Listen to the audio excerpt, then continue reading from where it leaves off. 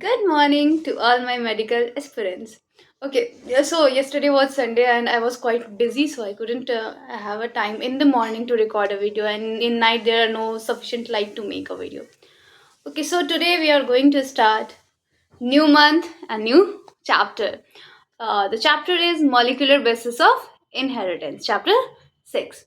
Okay so molecular process of inheritance में हमें पढ़ना क्या क्या है। तो मॉलिक्यूल लेवल पे जो इनहेरिटेंस हो रही थी, अभी तक जो हम पढ़ रहे थे वो जीन लेवल पे पढ़ रहे थे, है ना। जीन के बारे में पढ़ रहे थे कि एक्स वाई जीन अगर ऐसा हो रहा था तो हो रहा था, पी में देखा हमने ट्रेड्स, उसके बारे में पढ़ा था। अब हम मॉलिक्यूलर लेवल पे पढ़ेंगे कि इनहेरिटेंस मॉलिक्यूल लेवल पे कैसे होती है। तो मतलब हम यहाँ पे आ जाएंगे, अगर मॉलिक्यूल लेवल पे तो हम स्ट्रक्चर्स की बात करेंगे, जो चीज़ हम थोड़ा केमिस्ट्री में पढ़ते हैं और बायोमोलिक्यूल्स में हमने पढ़ा है ऑलरेडी 11 में। मैंने नहीं पढ़ा है, बट अगर आप 11th में आपने अच्छे से पढ़ा है तो biomolecules you have already read that. तो इसमें आपके सबसे पहले डीएनए के बारे में पढ़ेंगे, फिर जो भी हमारे जेनेटिक मटेरियल को किसने ढूंढा, कैसे ढूंढा, कौन कौन से एक्सपेरिमेंट्स इसमें किए गए, आरएनए वर्ल्ड क्या है, आरएनए में क्या क्या होती है, रेप्लिकेशन क्या एक प्रोसेस है, ट्रांसक्रिप्शन क्या होती है, जेनेटिक कोड्स क्या होते हैं, मतलब हर जीन के एक अलग अलग कोड होते हैं तो वो क्या होते हैं, ट्रांसलेशन क्या होती है, मतलब रेप्लिकेशन, ट्रांसक्रिप्शन और ट्रांसलेशन ये क्या होती है, और आपके पास जीन एक्सप्रेशन के रेगुलेशन को देखेंगे, फिर ह्यूमन जीनोमिक प्रोजेक्ट क्या है एंड डीएनए फिंगरप्रिंटिंग को देखेंगे। तो इस चैप्टर्स में बेसिकली आपको ये सारे टॉपिक्स को कवर अप करना है, एक मॉलिक्यूलर लेवल पे इनहेरिटेंस को पढ़नी है।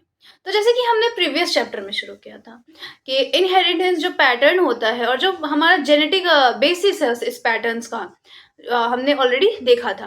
तो उस टाइम पे क्या, जो हमारे मेंडल सर ने थे, उन्होंने नेचर और जो भी आपके दोस्त उसको क्या बोला था, जो भी हमारे जीन्स थे उनको क्या बोल रहे थे, वो फैक्टर्स जो कि हमारे रेगुलेट कर रहा है कोई पैटर्न ऑफ इनहेरिटेंस, बट उन्होंने इतना ज़्यादा उसको प्रिसाइज नहीं किया था, मतलब क्लियर नहीं कर पाए थे।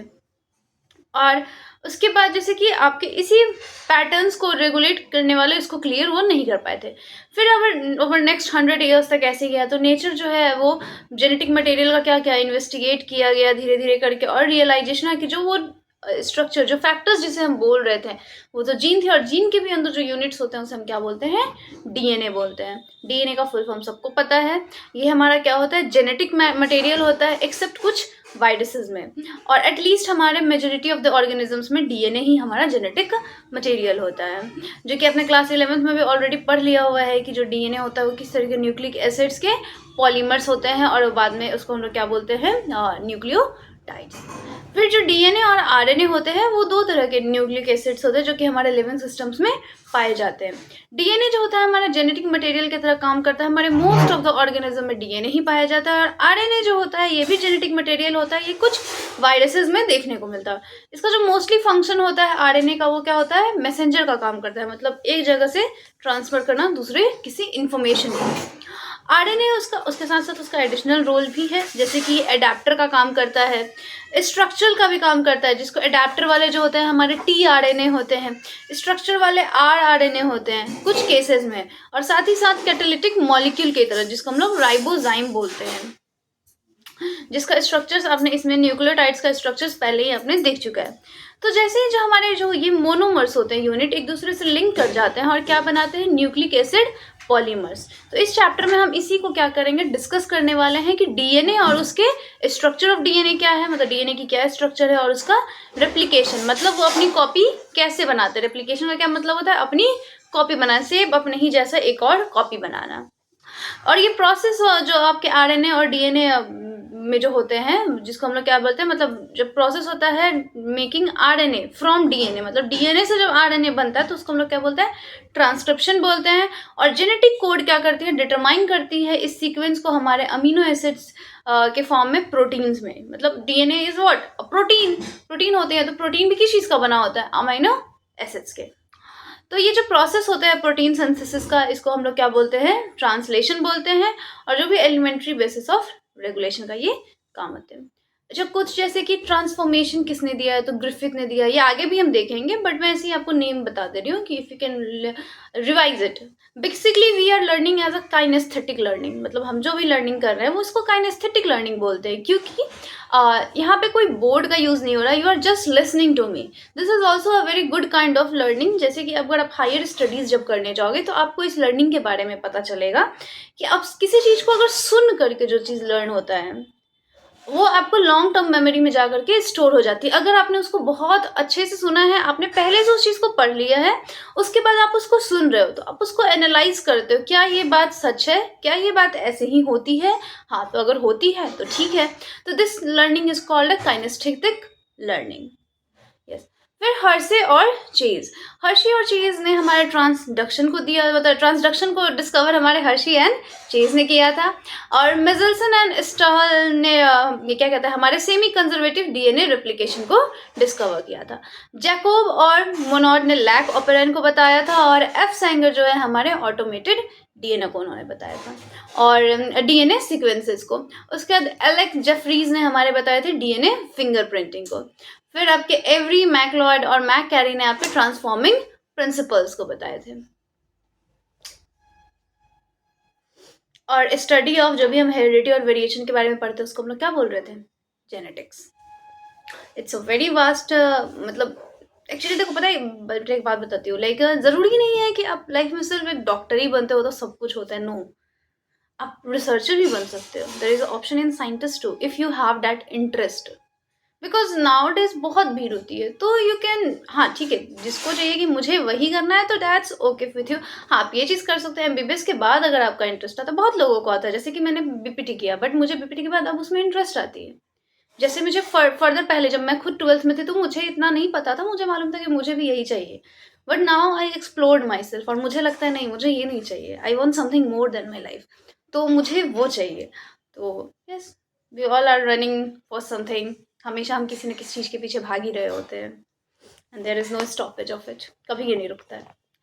Okay, gene. जीन जो था हमारा पार्ट ऑफ डीएनए था, वहीं पे हमारा जेनेटिक इन्फॉर्मेशन क्या रहता है, प्रेजेंट रहता है। और न्यूक्लिक एसिड जो होते हैं वो हमारे कैसे, कौन से बॉन्ड बनाते हैं, मतलब कौन से बॉन्ड से वो जुड़ते हैं, जैसे कि एडेनिन और ग्वानिन, साइटोसिन और थाइमिन कैसे एक दूसरे से जुड़ते हैं, तो फॉस्फोडाइएस्टर बॉन्ड से। okay?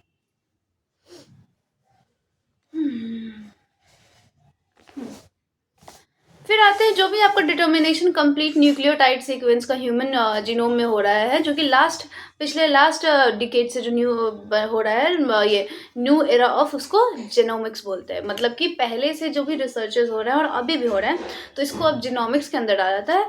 तो कुछ लास्ट सेक्शन में जो भी आपके एसेंशियल ह्यूमन जीनोम सीक्वेंस है और इसके कॉन्सिक्वेंसेज भी डिस्कस किए जाएंगे। मतलब लास्ट में ह्यूमन जीनोम के बारे में बताया जाएगा, ह्यूमन जीनोम प्रोजेक्ट क्या है उसके बारे में भी पढ़ते क्या है, सुनते हैं। Let's do a kinaesthetic learning.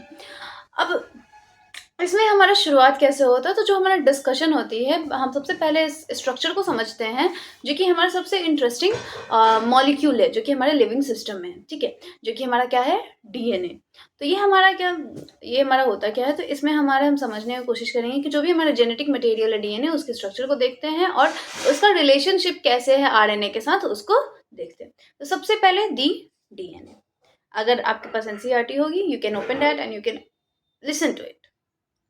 अब जो डीएनए होती है वो लॉन्ग पॉलीमर होती है, किसकी, डीऑक्सीराइबो न्यूक्लियोटाइड्स की। जो लेंथ होता है डीएनए का वो यूजुअली क्या होता है, डिफाइंड होता है, जैसे जैसे उसके नंबर ऑफ न्यूक्लियोटाइड्स डिफाइंड, जैसे कि कह सकते हैं कि पेयर ऑफ न्यूक्लियोटाइड जो होता है उसको हम लोग क्या बोलते हैं, बेस पेयर बोलते हैं, जो कि हमारे डीएनए में प्रेजेंट होता है। इस सारे कैरेक्टरिस्टिक्स जो होते हैं हमारे ऑर्गेनिज्म में देखने को मिलते हैं। और जैसे कि एग्जांपल के तौर पे लेते हैं, जैसे कि बैक्टीरियोफाज है, तो उसको कैसे बोला जाता है, तो 5 × 174 हैज़ 5386 न्यूक्लियोटाइड्स, मतलब उसके पास कितने न्यूक्लियोटाइड्स होते हैं, 5386 न्यूक्लियोटाइड्स। और बैक्टीरियोफाज लैम्डा पे जो होते हैं, जो बेस पेयर्स होते हैं, वो 48502 होते हैं। फिर ई कोलाई के पास आपके कितने होते हैं, तो 4.6 × 10⁶ बेस पेयर्स होते हैं। और हेप्लॉइड कंटेंट और ह्यूमन डीएनए की कितनी होती है, तो 3.3 × 10⁹ बेस पेयर्स होते हैं। तो अब इतने सारे लंबे लंबे जो पॉलीमर्स है उसको देखते हैं। तो सबसे पहले एक स्ट्रक्चर कैसा होगा पॉलीन्यूक्लियोटाइड चेन का, तो हम याद करने की कोशिश करते हैं केमिकल स्ट्रक्चर पॉलीन्यूक्लियोटाइड चेन का डीएनए का। तो पॉलीन्यूक्लियोटाइड चेन अगर याद होगा तो एक न्यूक्लियोटाइड होता है, उसमें 3 कंपोनेंट्स होता है। एक होता है नाइट्रोजन बेस, एक होती है पेंटोज शुगर जिसको राइबोज शुगर राइबोज शुगर बोलते हैं आरएनए के केस में, और डीऑक्सी बोलते हैं डीएनए के केस में। और एक हमारा क्या होता है, एक फॉस्फेट ग्रुप होती है। तो ये जो हमारे 2 टाइप्स के होते हैं नाइट्रोजनस बेसेस, एक प्यूरिन होते हैं और एक पिरिमिडीन्स होते हैं। प्यूरिन्स में क्या होते हैं, आपके एडेनिन और ग्वानिन होते हैं, और पिरिमिडीन्स में साइटोसिन, यूरेसिल एंड थाइमिन होते हैं। साइटोसिन जो होता है वो कॉमन होता है हमारे डीएनए और आरएनए के लिए, और थाइमिन जो होता है हमारा प्रेजेंट होता है सिर्फ डीएनए में, और यूरासिल जो होता है हमारा प्रेजेंट होता है किसमें, आरएनए में। और हमारे किसके प्लेस पे, तो थाइमिन के प्लेस पे। फिर एक नाइट्रोजनस जो आपके बेस होते हैं वो लिंक्ड होते हैं OH ग्रुप, OH से आपके फर्स्ट कार्बन पे, ठीक है, पेंटोज शुगर से, और किस बॉन्ड के द्वारा, मतलब जो आपका नाइट्रोजनस बेस पेयर है वो किससे जोड़ेगा, पेंटोज शुगर से फर्स्ट उसके कार्बन से, और उस बॉन्ड को हम लोग वहां पे बोलते हैं एन ग्लाइकोसाइड लिंकेज, ताकि उससे क्या और तो क्या बनाता है, न्यूक्लियोसाइड। और जैसे कि मान लेते हैं कि जो हमारा एडिनोसाइन है, या फिर डीऑक्सी एडिनोसाइन है, या फिर गोनोसाइन है, और डीऑक्सी समझ रहे हो, गोनोसाइन मतलब कि डीएनए में जो प्रेजेंट है, और साइटिडीन है या फिर डीऑक्सी साइटिडीन है, और यूरिडीन है या फिर डीऑक्सी आपके थाइमिडीन है। तो जब भी यहाँ पे फॉस्फेट ग्रुप जो होता है आपका लिंक करता है OH से fifth carbon, OH of fifth carbon से न्यूक्लियोसाइड को, और किस लिंकेज से, फॉस्फोएस्टर लिंकेज, और एक कॉरस्पॉन्डिंग क्या बना देता है, एक न्यूक्लियोटाइड का फॉर्मेशन कर देता है। ठीक है, जैसे कि आपके ये एक पॉलीमर दिखा रहा है चेन के फॉर्म में, देखो ATG करके, और फिर पेंटोज शुगर बनाया, और पेंटोज शुगर से भी आपका क्या जुड़ा हुआ है, ये क्या कहते हैं, नाइट्रोजनस बेस पेयर जुड़े हुए हैं। ठीक है, अब आ जाते हैं आगे, देखते हैं। तो समझ में आया, एक्चुअली ये बिना डायग्राम का समझना, even I know that's difficult, but बेटा ऑलरेडी आपने पढ़ा होगा, या फिर अगर नहीं भी पढ़ा होगा तो you can give your self ना दैट मोमेंट की हाँ मैं इसको इस तरीके, और जो भी आपका प्रॉब्लम होती है you can directly mail me, आप मुझे मेल करोगे, I will personally contact you and I will explain it to you क्या क्या आपको प्रॉब्लम हो रही है। Even I will give you the doubt session too, जो भी आपको प्रॉब्लम्स हो रही है, even in any chapters in subject of bio 11 12 anything, so you can contact me there. But अभी के लिए फिलहाल मुझे यही करना है, सो लेट्स कंटिन्यू। तो आपके जो न्यूक्लियोटाइड जो होते हैं, और ये न्यूक्लियोटाइड जो आपके डीऑक्सी न्यूक्लियोटाइड जो होते हैं वो डिपेंड करते हैं हमारे टाइप ऑफ शुगर जो वहाँ पे प्रेजेंट होते हैं, और वो बनते हैं वैसे ही। जो 2 न्यूक्लियोटाइड्स होते हैं वो एक दूसरे से लिंक जुड़ते कैसे, तो 3,5 फॉस्फोडाइस्टर लिंकेज के थ्रू, मतलब 2 न्यूक्लियोटाइड्स, मतलब दोनों न्यूक्लियोटाइड्स के बीच में भी लिंकेज होगी, तो वो किसके थ्रू जुड़ते हैं, तो 3,5 फॉस्फोडाइस्टर लिंकेज, ताकि बनाता है डाई न्यूक्लियोटाइड। और जितने ज़्यादा न्यूक्लियोटाइड्स जुड़ते हैं सच मैनर में तो एक क्या बना देते हैं, पॉलीन्यूक्लियोटाइड चेन। और ये जो पॉलीमर होता है ये क्या कहता है हमारा बन जाता है, और इसके पास एक एंड फ्री होता है फॉस्फेट मोइटी वाले, वो 5 एंड ऑफ शुगर वाले फ्री होते हैं, जिसको हम लोग क्या बोलते हैं, 5 एंड ऑफ पॉलीन्यूक्लियोटाइड चेन, मतलब यहाँ से आकर के और फर्दर जुड़ सकते हैं। ठीक है, सिमिलरली जो दूसरा एंड होता है पॉलीमर का, जो शुगर होता है उसके पास फ्री होता है OH ग्रुप आपका 3rd कार्बन पे, और ये ग्रुप को हम लोग बोलते हैं 3 एंड ऑफ पॉलीन्यूक्लियोटाइड चेन। और जो बैकबोन होती है पॉलीन्यूक्लियोटाइड चेन की, वो बनी किस चीज़ से होती है, तो हमारे ये क्या कहते हैं शुगर और फॉस्फेट से बनी होती है। और जो नाइट्रोजनस बेस होते हैं वो लिंक कर लेते हैं शुगर मोइटी जो भी प्रोजेक्टेड कर रहे हैं हमारे बैकबोन से। फिर जो हमारा आरएनए में क्या होता है, तो जितना भी न्यूक्लियोटाइड रेसिड्यू होते हैं उनके पास एक एडिशनल OH ग्रुप भी प्रेजेंट होता है, किस पोजीशन में, सेकंड पोजीशन पे, राइबोज शुगर जो हो रही है, इसमें डीऑक्सी राइबोज शुगर ऐड हो रही थी ना। और आपको और देखने वाला जो आरएनए होता है जो यूरासिल में, उसमें एक प्लेस होती है आपकी थाइमिन, मतलब at the place of thymine 5 methyl uracil होते हैं, और एक अनदर केमिकल नेम उसको क्या बोला जाता है, थाइमिन बोला जाता है। और डीएनए जो होता है हमारा एसिडिक सब्सटेंस होता है, जो कि कहाँ हमारा प्रेजेंट होता है, न्यूक्लियस के अंदर। इसको सबसे पहली बार किसने आइडेंटिफाई किया था, तो ये याद रखना, फ्रेडरिक मिशर ने, मतलब डीएनए को डिस्कवरी किसने दी है, तो फ्रेडरिक मिशर ने 1869 में। फिर इन्होंने इसको नेम क्या दिया था, न्यूक्लिन। और कुछ अपने टेक्निकल लिमिटेशन की वजह से, जो भी आइसोलेटिंग करने वजह से हो रहे थे सच, मतलब इतने लॉन्ग पॉलीमर जो इंटैक्ट है उसको, तो यहाँ पे इलुटिकेशन आपको स्ट्रक्चर ऑफ डीएनए को देखने को मिलता है, जिसको हम लोग क्या बोलते हैं कि ये काफ़ी लंबे समय तक वो वैसे ही मेंटेन रहता है। और ये हमारा ओनली 1953 में, जो कि जेम्स वॉटसन, फ्रांसिस क्रिक, अपने एक्सरे जब उन्होंने डिफ्रैक्शन डेटा जब प्रोड्यूस किया था तब उन्हें मिला था। भाई किसके थ्रू? तो मॉरिस विल्किंस और रोजालिंड फ्रैंकलिन के थ्रू। तब इन्होंने प्रपोज किया कि एक बहुत ही सिंपल सा लेकिन एक फेमस क्या होता है, डी डबल हेलिक्स। मतलब इन लोगों ने मिल करके बताया कि डीएनए जो होता है वो कैसा होता है, डबल हेलिक्स होती है, मतलब दो चेन एक दूसरे में क्या होते हैं, लिंक्ड होते हैं। और ये मॉडल ऑफ स्ट्रक्चर होता है डीएनए का, डबल हेलिक्स। कुछ हमारे हॉलमार्क्स भी इसमें थे इस प्रोपोजिशन में, जो कि जो हमारा बेस पेयरिंग हो रहा है दो स्ट्रैंड्स के बीच में हमारे पॉलीन्यूक्लियोटाइड चेन्स में। तो मतलब इस पे लोग, मतलब काफ़ी सारे इस पे क्वेश्चंस भी आए थे और उसको मतलब रिजॉल्व भी किया गया, उस रिसर्च को फाइनली कंप्लीट किया है कि हाँ ऐसा ही है, our structure looks like this. तो फाइनली उसको एक्सेप्टेंस मिल गई। जो प्रोपोजिशन था वो उस बेस पे था कि जो हमारा ऑब्जर्वेशन था इनका, एरविन चैरागाफ का, कि जो हमारे डबल स्ट्रैंडेड डीएनए होते हैं, जो रेशियो होती है वो किसके बीच में होती है, एडेनिन और थाइमिन के बीच में होती है, और ग्वानिन और साइटोसिन के बीच में होती है, और वो कांस्टेंट होती है और इक्वल वन होती है। और ये जो बेस पेयरिंग थे, फिर उनसे ये पता चला कि बहुत ही इनका यूनिक प्रॉपर्टी होता है हमारे न्यूक्लियोटाइड चेन्स का, और इनको बोला जाता है कि ये क्या है, कंप्लीमेंट्री होते हैं एक दूसरे से। तो इसका जो अगर हम देखें तो देयरफॉर इनका जो सीक्वेंस होगा बेसिस का एक स्ट्रैंड में, वो हम क्या कर सकते हैं, उसको नोन होता है वो, और सीक्वेंस जो होता है अदर स्ट्रैंड में उसको हम क्या कर सकते हैं, प्रिडिक्ट कर सकते हैं। जैसे कि मान लो एडेनिन आपको पता है तो आप उसके जगह क्या लगा दोगे?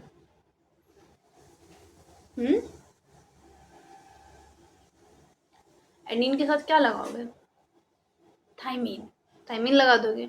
अगर ग्वानिन पता है तो ग्वानिन के साथ क्या लगा दोगे? साइटोसिन।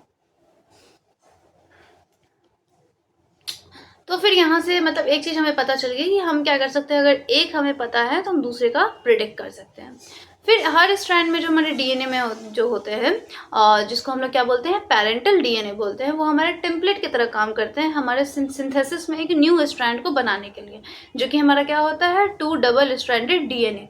तो हम उसको क्या बोल सकते हैं, डॉटर डीएनए बोल सकते हैं। और ये प्रोड्यूस करते हैं क्या, वो एक आइडेंटिकल हमारे पेरेंटल डीएनए मॉलिक्यूल्स को प्रोड्यूस करते हैं। इसकी वजह से क्या होती है, जो हमारी जेनेटिक इम्प्लीकेशंस है हमारे स्ट्रक्चर ऑफ डीएनए में, वो काफ़ी ज़्यादा क्लियर हो जाती है, मतलब उसमें क्लियरिटी बहुत ज़्यादा देखने को मिलती है। कुछ हमारे सैलिएंट फीचर्स है डबल हेलिक्स स्ट्रक्चर का डीएनए का, वो क्या है, तो ये हमारा बना हुआ किस चीज़ से होता है, तो ये हमारे 2 पॉलीन्यूक्लियोटाइड चेन से बने होते हैं, जहाँ पे हमारा बैकबोन जो होता है उसको किस चीज़ का होता है, तो हमारे शुगर फॉस्फेट का होता है। एंड जो इसमें बेसिस जो होते हैं वो प्रोजेक्ट करते हैं इनसाइड की तरफ, अंदर की तरफ।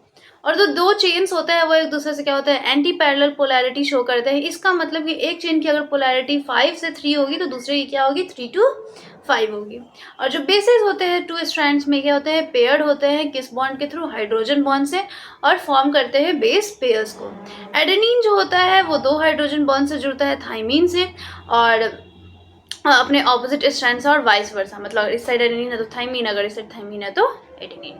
सिमिलरली जो ग्वानिन होता है वो भी हमारा बॉन्ड होता है किससे, साइटोसिन से, विथ 3 बॉन्ड्स, मतलब 3 हाइड्रोजन बॉन्ड से वो जुड़ते हैं, जिसका रिजल्ट हमें देखने को मिलता है कि हमेशा जो हमारा प्यूरिन होता है वो ऑपोजिट हो जाता है पिरिमिडीन से। ये हमारे अप्रॉक्सीमेटली जनरेट करते हैं एक यूनिफॉर्म डिस्टेंस को हमारे जेनेटिक, मतलब 2 हेलिक्स के बीच में, एंड देन उसमें फिर कॉइलिंग देखने को मिलती है। ये तो जो दो आपके चेन्स होते हैं वो कॉइल होते हैं राइट हैंडेड फैशन में, और जो पिच होते हैं हेलिक्स के वो आपके कितने होते हैं, तो 3.4 नैनोमीटर में होते हैं। और आपका जो कि इसको रिप्रेजेंट मतलब कर सकते हैं कि 10⁻⁻9 में, और ये रफली आपके 10 बेस पेयर्स हर में होते हैं। एक में कितने होते हैं, 10 बेस पेयर्स। तो जो हमने विल्किंस और स्टॉक और ये क्या कहते हैं, विल्सन के बारे में देखा था, उन्होंने इंट्रामोलिकुलर को बता दिया था, और रोजालिंड ने क्या बता दिया था, डबल हेलिक्स के बारे में बताया था। अच्छा, जो सेंट्रियोल होता है जो हमारे एनिमल सेल्स में पाया जाता है, वो क्या करता है, तो वो हमारे प्रोड्यूस करता है एस्ट्रल को सेल डिवीजन के टाइम पे। और ये जो जीन प्रोड्यूस करती है ये हमारे इंसुलिन में प्रेजेंट होती है हर बॉडी सेल में। और डीएनए जो होता है हमारा न्यूक्लियोटाइड्स को फॉर्म करता है, और न्यूक्लियोसोम्स जो होता है उसमें आपके 8 हिस्टोन प्रोटीन्स भी देखने को मिलते हैं। There is nothing left, okay. और एक बेस पेयर में 2 न्यूक्लियोटाइड्स होते हैं। अब आते हैं आपका पेज नंबर 98 है। इसमें क्या डबल स्टैंडर्ड एक पॉलीन्यूक्लियोटाइड चेन है। I can show you my book, but आप समझ नहीं पाओगे बिकॉज जब पढ़ा था तो इसमें बहुत ज़्यादा ही मैंने like I can say yup. So आपके बैकबोन आपको देखने को मिल रहे हैं, जहाँ पे आपका जुड़ रहा है ना ये शुगर से, और ये क्या कहते हैं आपके न्यूक्लियोटाइड्स जो है आपके थाइमीन, एडेनिन, गुआनिन, साइटोसिन, ये सारे जो ऐड हो रहे हैं। तो ये कंसिक्वेंटली, हाँ आगे देखते हैं। तो इनके जो डिस्टेंस होते हैं एक बेस पेयर्स में, एक हेलिक्स में, वो अप्रोक्सीमेटली कितने होते हैं, 0.34 नैनोमीटर।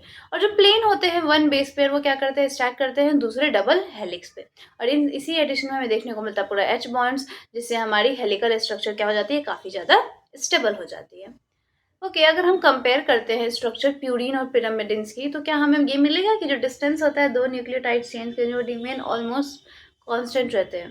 तो देखते हैं। तो जो प्रोपोजिशन होता है ना डबल हेलिक्स स्ट्रक्चर डीएनए के, वो ये काफ़ी ज़्यादा सिंप्लिसिटी बताते हैं और एक्सप्लेन करते हैं जो हमारा जेनेटिक इम्प्लीकेशन होता है वो रिवॉल्यूशन में। तो बहुत ही सुन, जो हमारे फ्रांसिस क्रिक और जो उन्होंने प्रपोज किया कि सेंट्रल डोगमा, सेंट्रल डोगमा क्या होता है, तो ये एक हमारे मॉलिक्यूलर बायोलॉजी का ही पार्ट है, जिसमें ये बताया जाता है कि जो जेनेटिक इन्फॉर्मेशन होती है वो क्या करती है, फ्लो करती है हमारे कहाँ से, डीएनए से आरएनए, आरएनए से प्रोटीन। इसको हम लोग क्या बोलते हैं, सेंट्रल डोगमा बोलते हैं। तो यहाँ पे आपको दिखाया भी गया हुआ है उसका कैसे सेंट्रल डोग्मा वर्क करती है। तो डीएनए से एमआरएनए बन रहे हैं, ठीक है, तो जिसको हम लोग क्या बोलते हैं, ट्रांसक्रिप्शन बोलते हैं। एमआरएनए से जब प्रोटीन बनता है उसको हम लोग क्या बोलते हैं, ट्रांसलेशन बोलते हैं। और डीएनए से ही डीएनए बनती है उसको हम लोग रेप्लिकेशन बोलते हैं। और उसमें जो कैटालिटिक एक्टिविटी होती है उसको हम लोग क्या बोलते हैं, ऑटो कैटालिटिक एक्टिविटी। और जो ट्रांसक्रिप्शन प्रोसेस होता है उसको हम लोग बोलते हैं हेट्रो कैटालिटिक एक्टिविटी। ओके, कुछ वायरसेस में क्या होता है, जो फ्लो ऑफ इंफॉर्मेशन होता है रिवर्स डायरेक्शन में, मतलब कि वो कहाँ से, फ्रॉम आरएनए टू डीएनए जो होना चाहिए वैसे। तो क्या कुछ सिंपल ऐसे नेम आप बता सकते हो, तो उसको हम लोग क्या बोलते हैं, रिवर्स ट्रांसक्रिप्शन बोलते हैं। जो लेंथ होता है डीएनए रैप जो भी एक किसी ऑक्टामेर में होता है, तो उसका लगभग आपका 680 एंगस्ट्रॉम का उसका लेंथ रहता है। अब आ जाते हैं डीएनए हेलिक्स की पैकेजिंग को देखते हैं कि हमारा जो डीएनए हेलिक्स मॉडल होता है वो कैसे पैक रहता है। तो जैसे कि जो डिस्टेंस था हमारे दो कंसेक्यूटिव बेस पेयर्स के बीच में, जो कि हमारा कितना था, 0.34 नैनोमीटर, मतलब उसको अगर हम रिप्रेजेंट करें तो हम कैसे कर सकते हैं, 0.34 इंटू 10⁻⁹। तो अगर मान लेते हैं कि जो हमारा लेंथ है डीएनए का वो डबल हेलिक्स में, वो एक टिपिकल मेमेनियल सेल का हम कैलकुलेट कर रहे हैं, मतलब सिंपली उसको मल्टीप्लाई कर दे रहे हैं total number of base pair से। तो इसमें हमारा कितना आ जाएगा कि, तो हम 6.6 इंटू 10⁻⁹ बेस पेयर से क्या कर देंगे, उसको मल्टीप्लाई कर देंगे। तो अप्रॉक्सीमेटली हमारा कितना आ जाएगा, 2.2 मीटर। मतलब एक लेंथ जो है वो क्या है, काफ़ी ज़्यादा बड़ा है हमारे टिपिकल न्यूक्लियस, मतलब हमारे न्यूक्लियस इतने छोटे हैं और हमारे डीएनए का लेंथ कितना बड़ा है, 2.5 मतलब लाइक 2 मीटर्स के हैं। तो अप्रॉक्सीमेटली हमारे अप्रॉक्सीमेटली 10⁶ मीटर्स तक भी जाते हैं। तो इतने लंबे पॉलीमर्स कैसे खुद को पैक कर लेते हैं, तो ये कौन कराता है, तो न्यूक्लियोसोमल की वजह से पैक कर लेते हैं। ठीक है, उसके बाद न्यूक्लियोसोम क्या होता है, तो न्यूक्लियोसोम में आपके होते हैं कोर हिस्टोन एक मॉलिक्यूल्स होती है, हिस्टोन के ऑक्टामर होते हैं, और H1 हिस्टोन से इसी के ऊपर क्या होती है, पूरी बाइंडिंग होती है। ठीक है, और डीएनए आपको देखने को मिलेगा, डीएनए इसी के ऊपर पूरा बाइंड करते हैं और बीच में वो ऑक्टामस मॉलिक्यूल्स होते हैं। अगर हम प्रोकैरियोट्स की बात करें जैसे कि ई कोलाई है, तो आपको इसमें देखने को मिलेगा कि इनके कोई डिफाइंड न्यूक्लियस नहीं होते हैं, और जो डीएनए होती है वो स्कैटर्ड नहीं होते हैं थ्रू आउट द सेल। और डीएनए जो होता है हमारा नेगेटिवली चार्ज होता है, और वो एक दूसरे से क्या होता है, स्मॉल प्रोटीन्स के फॉर्म में होल्ड होता है। और सॉरी, हाँ, डीएनए जो होता है, डीएनए पे हमारे कौन से चार्ज होते हैं, तो नेगेटिव चार्ज होते हैं, और ये हेल्ड होते हैं कुछ प्रोटीन्स जिनके पास क्या होता है, पॉजिटिव चार्ज होते हैं। इसी इसी रीजन को हम लोग क्या बोलते हैं, न्यूक्लियोइड बोलते हैं। और जो डीएनए जो होता है न्यूक्लियोइड में जो ऑर्गेनाइज्ड होता है एक लूप्स के फॉर्म में, वो किसके थ्रू जुड़ा होता है, तो हमारे प्रोटीन्स के थ्रू जुड़ा होता है। यूकैरियोट्स में बात करें तो जो ऑर्गेनिज्म होते हैं ये हमारे ज़्यादा थोड़ा सा कॉम्प्लेक्स हो जाते हैं। तो इसमें सेट ऑफ आपको पॉजिटिवली चार्ज बेसिक प्रोटीन्स देखने को मिलता है, जिसको हम लोग क्या बोलते हैं, हिस्टोन्स, और उसी के ऊपर डीएनए की कॉइलिंग होती है, ताकि उतना लंबा जो डीएनए है वो खुद को छोटे स्पेस में रख पाए। एक प्रोटीन जो होती है उसमें चार्ज जो होता है वो डिपेंड करता है हमारे बहुत सारे अबंडेंस ऑफ अमीनो एसिड्स की वजह से, जो भी अमीनो एसिड रेसिड्यू बच जा रहे हैं, और जो भी चार्ज आपके साइड चेन्स होते हैं। तो हिस्टोन्स जो होते हैं वो काफ़ी रिच होते हैं हमारे बेसिक एमिनो एसिड रेसिड्यू में, जैसे कि हमारे लाइसिन और आर्जिनिन में होते हैं। और जो दोनों एमिनो एसिड जो रेसिड्यूज होते हैं वो हमारे पॉजिटिव चार्जेस को कैरी करते हैं साइड चेन्स में। और हिस्टोन्स जो होता है ऑर्गेनाइज हो जाता है और एक यूनिट ऑफ 8 मॉलिक्यूल्स को बनाता है, जिसको हम लोग क्या बोलते हैं, हिस्टोन ऑक्टामर। और इसमें H1 नहीं प्रेजेंट होता है, H1 जो होता है वो साइड में रहती है। और जो नेगेटिवली चार्ज जो डीएनए आपका जो होता है वो रैप कर जाता है अपने पॉजिटिवली चार्ज हिस्टोन ऑक्टामर के ऊपर, और तब जाकर के अपना एक स्ट्रक्चर बनाता है न्यूक्लियोसोम, जो कि इजीली आपके एक ये क्रोमोसोम यूनिट पे देखने को मिलता है। जो टिपिकल न्यूक्लियोसोम होते हैं उसमें नहीं भी तो आपके 200 base pairs of DNA helix पाए जाते हैं। और न्यूक्लियोसोम जो होते हैं आपके कंस्टिट्यूट करते हैं आपके जो रिपीटिंग यूनिट होते हैं आपके स्ट्रक्चर के, जो कि न्यूक्लियस में आपको देखना होता है उसको हम लोग क्या बोलते हैं, क्रोमैटिन। मतलब कि जो न्यूक्लियोसोम जो होता है वो खुद को जो रिपीट कर रहा है, मतलब उसके यूनिट्स ऑफ स्ट्रक्चर को जो न्यूक्लियस में देखने होता है उसको हम लोग क्रोमैटिन बोलते हैं, जो कि थ्रेड लाइक होता है। उसको जब स्टेनिंग करते हैं तो उसके कलर भी हमको देखने होते हैं, कलर्ड बॉडीज हमें न्यूक्लियस में देखने को मिल जाते हैं। जो न्यूक्लियोसोम्स होते हैं हमारे प्रोटीन में वो सॉरी क्रोमैटिन में, वो हमें कैसे देखना होता है, बीट्स ऑन स्ट्रिंग जैसा दिखता है। मतलब ऐसा लगता है कि एक धागे के ऊपर मोती है। और ये स्ट्रक्चर हम इलेक्ट्रॉन माइक्रोस्कोप के अंदर इजीली देख सकते हैं। थ्योरेटिकली बहुत सारे बीट्स तो देते होते, तो इमेजिन कीजिए कैसा वो लगता होगा। तो आपके हम आगे आते हैं, तो जो पैकेजिंग होती है क्रोमैटिन को काफ़ी ज़्यादा highest level of set of protein से वो रिक्वायर्ड होती है, तभी जाकर के वो अच्छे से पैक करती है। और जो भी जीन पैक्ड होते हैं ना बैक्टीरियल क्रोमोसोम्स में, वो किसके थ्रू होता है, तो हमारे बेसिक प्रोटीन्स के थ्रू होता है। यहाँ पे एक इलेक्ट्रोमैग्नेटिक पिक्चर दिखाया गया है बीट्स ऑन स्ट्रिंग, मतलब बिल्कुल वो धागे की तरह है और उस पर क्या है, वो मोती लगे हुए हैं लाइक दैट। और जो नॉन हिस्टोन आपके क्रोमोसोम्स होते हैं, क्रोमोसोमल प्रोटीन्स होते हैं, ये एक हमारे टिपिकल न्यूक्लियस में कुछ रीजन ऑफ क्रोमैटिन जो होते हैं इससे लूजली पैक्ड होते हैं, मतलब स्मॉल आप स्टेन्स, लाइट स्टेन्स देखने को मिला, जिसको हम लोग क्या बोलते हैं, यू क्रोमैटिन बोलते हैं। और ये क्रोमैटिन जो होता है ये काफ़ी ज़्यादा आपको जब डेंसली हो जाते हैं और जब इसका स्टेनिंग जो आपको डार्क दिखने लगता है तो उसको हम लोग हेट्रोक्रोमैटिन बोलते हैं। तो हमने क्रोमैटिन देखा, यू क्रोमैटिन देखा और हेट्रोक्रोमैटिन। यू क्रोमैटिन जो होता है हमारा, इसको ऐसा बताता है कि ये ट्रांसक्रिप्शनली क्या होता है, एक्टिव क्रोमैटिन होता है, जबकि हेट्रोक्रोमैटिन जो होता है वो ट्रांसक्रिप्शनली क्या होता है, इनएक्टिव होता है, मतलब कि उसमें ट्रांसक्रिप्शन नहीं होती है। तो ट्रांसक्रिप्शन किस में होती है, यू क्रोमैटिन में, मतलब वो जेनेटिकली काफ़ी एक्टिव होता है। ओके, अब आते हैं सर्च फॉर जेनेटिक मटेरियल। इसको कल शुरू करते हैं क्योंकि ये काफ़ी वास्ट टॉपिक है, तो इसमें फिर से कल शुरू करते हैं। तो माइस के बारे में पढ़ेंगे, फिर अनइक्विवोकल जो भी प्रूफ दिए गए हैं, तो ये सारी चीज़ों हम देखते हैं। Okay, so that's it for the today. आप इसको एक बार सुनना, after that you can go for the MCQs लगाओ। if you haven't joined any test series, join the some kind of test series for your marks, ताकि आप खुद को analyse कर पाओ कि आपका सब कुछ कैसा जा रहा है for every subject, not only, क्योंकि सिलेक्शन सिर्फ बायो नहीं दिलाती है। Physics is very important and botany is very important. Botany और फिजिक्स बहुत बच्चों को इसमें ही प्रॉब्लम होती है। हाँ, किसी किसी को फिजिकल केमिस्ट्री में भी होती है, बट हाँ ये तीन सभी इंपॉर्टेंट है बेसिकली। अगर देखा जाए तो सब आपको इक्वली सिलेक्शन दिखाई दिलाएगी। So do your best. Okay, so bye, good luck.